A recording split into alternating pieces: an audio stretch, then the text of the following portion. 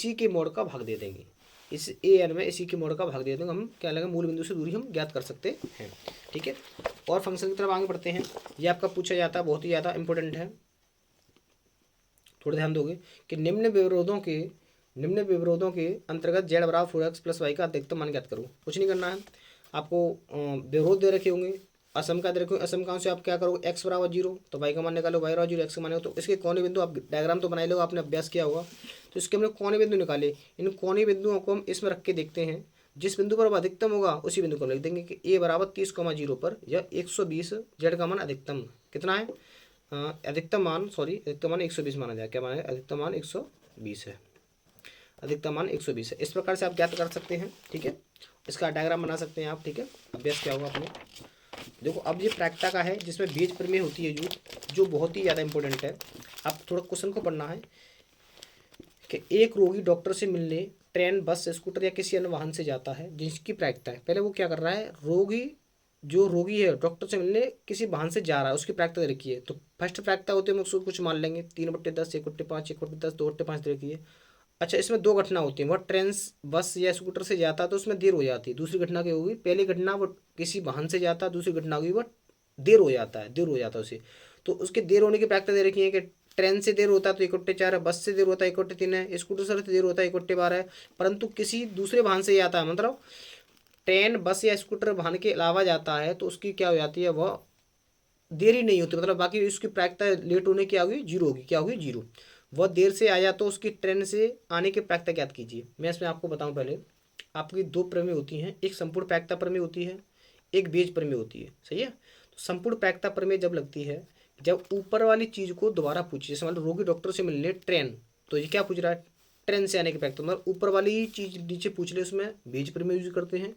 लेकिन अभी ये पूछता कि देर की प्रायिकता होती, देर होने की प्रायिकता पूछता तो इसमें क्या लगा, संपूर्ण प्रायिकता प्रमेय पूछते। लेकिन स्टार्टिंग में जो पूछ रहा है वही लास्ट में पूछने लगे, तो हम इसमें बीज प्रमेय का प्रयोग करते हैं। देखो सबसे पहले हम क्या करेंगे, रोगी डॉक्टर से मिलने आ जाए तो पहले हम उन घटना को मान लेंगे, वाहन से मिलने आ जाए, उसमें वाहन को हमने मान लिया T1, T2, T3, T4, मतलब ट्रांसपोर्ट 1, ट्रांसपोर्ट 2, ट्रांसपोर्ट 3, ट्रांसपोर्ट 4, इसको मतलब चलने के साधन है।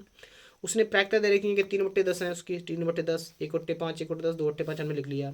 उसके बाद देर से मिलने वाले, अच्छा उसके बाद वो वाहन से आता है, उसके बाद वो लेट हो जाता है, देर होने की प्रायिकता हमने क्या मान ली, ई मान ली, क्या मान ली, ई। अच्छा, हम जानते हैं कि E/T1 का मतलब क्या है, हमें T1 पहले से पता है कि वो ट्रेन से आया है तो लेट कितना हुआ, 1/4 उसने देखा है। यदि वो ट्रांसपोर्ट 2 से आया है, मतलब दूसरे वाहन से आया, दूसरा वाहन में क्या मान सकते हैं, बस, यदि बस से आया है तो उसकी देर होने की प्रायिकता 1/3 दे रखी है। यदि वह T3 स्कूटर से आया तो उसकी प्रायिकता कितनी दे रखी है, 1/12 है। यदि वह T4 किसी अन्य वाहन से आया तो उसकी देर होने की प्रायिकता हम जानते हैं वो देर होता ही नहीं है उसे, मतलब प्रायिकता क्या हो जाएगी, 0 हो जाएगी।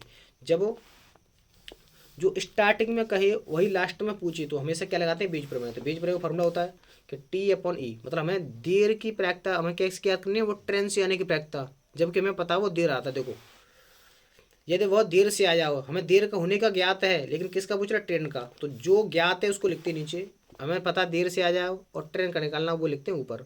तो हमें क्या कुछ याद कैसे करूँ, यहाँ पर टी है तो यहाँ भी टी लिख दो, यहाँ भी टी लिख दो। और इसका क्या करते हैं, पलट कर रख देंगे, यहाँ पर T/E है तो क्या करते हैं E/T। यहाँ पे एक होता है, यहाँ पे टोटल आ जाते हैं, टोटल घटना है, टोटल घटना यहाँ पे ये तो आएगा P/T1 और E/T1। इसी प्रकार क्या आएगा P/T2, यहाँ पे दूसरी वाली घटना या तीसरी घटना, चौथी घटना, मतलब हमें किसी की प्रायिकता निकालनी है तो जो घटना हो रही है वो, और नीचे सभी घटना आएंगी। सही है, हमने इनकी वैल्यू ऊपर आपके सामने निकाली ली, इनको हमने इसमें सॉल्व किया, इसको रखा है 3/10, 1/10, इस वाले फॉर्मूले लिखा है।